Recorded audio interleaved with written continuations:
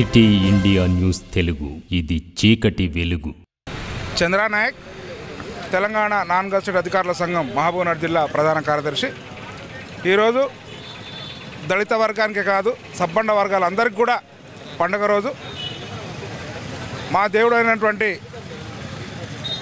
బాబు జగజీవన్ రామ్ గారి జయంతి సందర్భంగా అందరికి కూడా శుభాకాంక్షలు తెలియజేసుకుంటూ, ఈరోజు నిలబడ్డామంటే బాబాసాహెబ్ అంబేద్కర్, బాబు జగజీవన్ రామ్ గారి పోరాట ఫలితంగానే నిలబడ్డాం. మరి వారు ఆశించినట్టు దళిత బిడ్డలు చట్టసభలో కూర్చునేంత వరకు కూడా ఈ దళిత బిడ్డలకు రాజ్యాధికారం రాదు.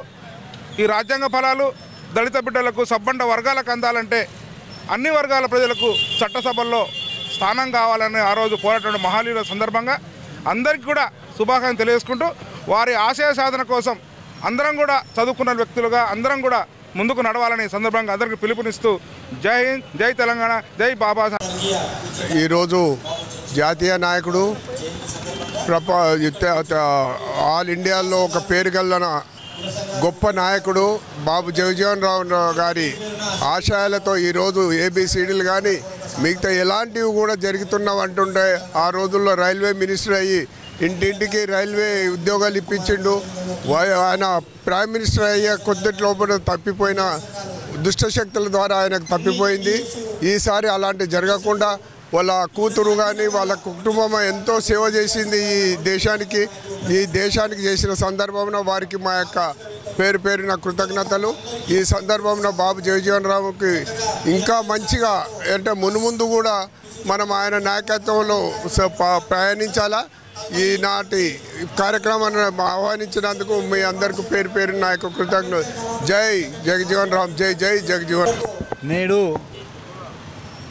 స్వతంత్ర సమరయోధులు, భారతదేశ ఉపరాష్ట్రపతి, మాజీ ఉపరాష్ట్రపతి పెద్దలు బాబు జగజీవన్ రామ్ గారి 118వ జయంతి సందర్భంగా ప్రదేశ్ కాంగ్రెస్ కమిటీ రాష్ట్ర ప్రధాన కార్యదర్శిగా ఈ రాష్ట్ర దళితులకు, తాడిత పీడిత వర్గాలకు, అణగారిన వర్గాలకు అందరికీ కూడా జగజీవన్ రామ్ గారి జయంతి సందర్భంగా శుభాకాంక్షలు తెలియజేస్తూ ఉన్నా. ఇవాళ ఒక ప్రత్యేకమైనటువంటి సందర్భం. వారు జగజీవన్ రామ్ గారు బ్రతుకున్న కాలంలో కూడా బాబాసాహెబ్ గారు ఇచ్చినటువంటి రాజ్యాంగం, తద్వారా వచ్చినటువంటి హక్కులను, తద్వారా ప్రజలకు అందాల్సినటువంటి ఫలాలు అందకపోవడంలో, అడ్మినిస్ట్రేషన్లో రాజ్యాంగాన్ని అమలు చేయడంలో కట్టుదిట్టమైనటువంటి పాలనను అందించి పోరాడినటువంటి వ్యక్తి బాబు జగజీవన్ రామ్ గారు. వారి రక్తం పంచుకు పుట్టినటువంటి బిడ్డ మీరా కుమారి గారి నాయకత్వంలో ఈ దేశంలోనే ఆది అంబవ అరుంధతి ఫెడరేషన్ పేరు మీద ఈ దేశంలోనే ఎస్సీలకు కేటగిరైజేషన్ కావాలని చెప్పి 30 సంవత్సరాల క్రితం, 40 సంవత్సరాల క్రితమే మీరా కుమారి గారు ఆరంభించినటువంటి ఆర్గనైజేషన్. ఆ ఆర్గనైజేషన్లో దివంగత పార్లమెంటు సభ్యులు మంద జగన్నాథం గారు, నేను కలిసి పనిచేసినాం. వారు సౌతర్న్ స్టేట్ సెక్రటరీగా, నేను మహబూబ్నగర్ ఉమ్మడి జిల్లా అధ్యక్షులుగా పనిచేసినాం ఆ ఏబిసిడీల కొరకు. ఇవాళ అది సాకారమైంది. సుదీర్ఘంగా పోరాటం చేసినటువంటి కేటగిరైజేషన్ ఇన్ ది ఎస్సీలు అన్నది ఇవాళ సాకారమైంది. ఒక రకంగా జగజీవన్ రామ్ గారి ఆశలు, కోరికలు నెరవేరినట్టుగా భావిస్తూ ఉన్నాం మేమందరం కూడా.